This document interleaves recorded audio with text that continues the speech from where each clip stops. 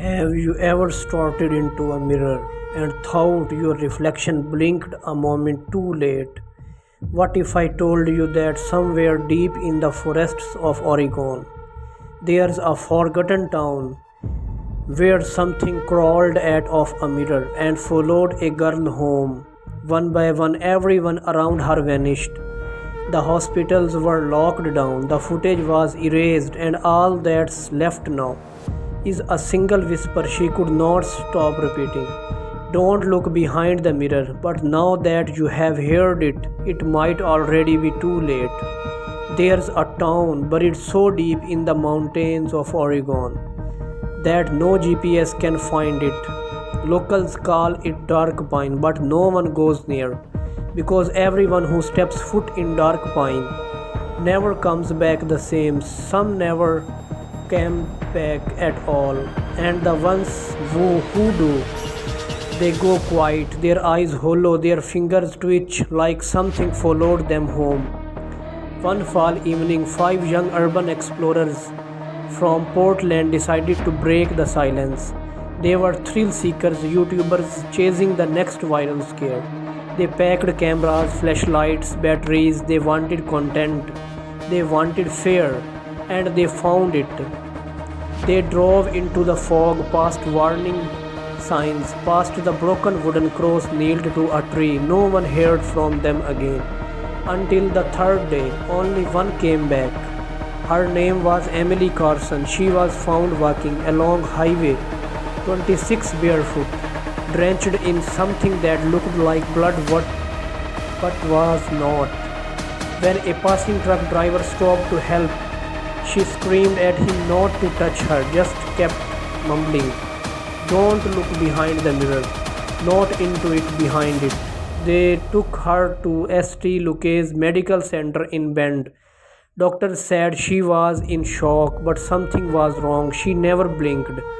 For 7 hours, she just stared straight ahead, whispering the same thing, "Don't look behind the mirror." At first, they assumed trauma, but then the nightmares started. Everyone who saw her eyes had the same dream. An old cabin in the woods, a cracked mirror on the wall, a cold hand pushing through the glass. Then came the marks, scratches across people's backs, thin parallel like something with long fingers had touched them in their sleep. Then came the disappearances. A nurse vanished during a night shift. A janitor was found locked in a supply, closed eyes, wide open fingernails torn off. Security footage showed no one entering or leaving the hallway. The only clue was the light above room 306 flickering exactly 3 times.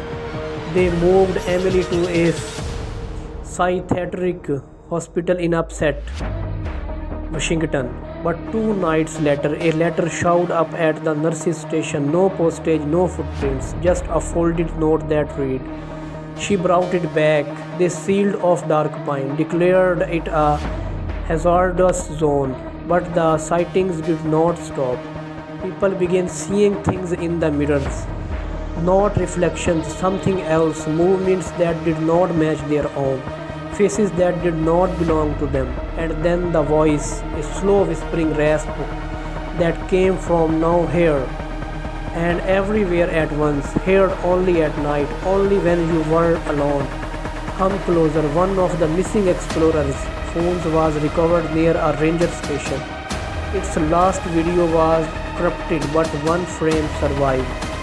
A cabin interior, a wall of mirrors, and standing inside each reflection was a figure. Dozens of them, all identical, all staring directly into the camera. But in the actual room, there was no one. Only the mirrors. The file was handed to a deputy in the local sheriff's department. He went home that night and never woke up.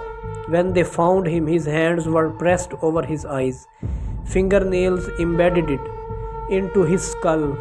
The file was erased, but people still remember the girl. Emily Carson. They say she was not running from something. She was running ahead of it, dragging it behind her.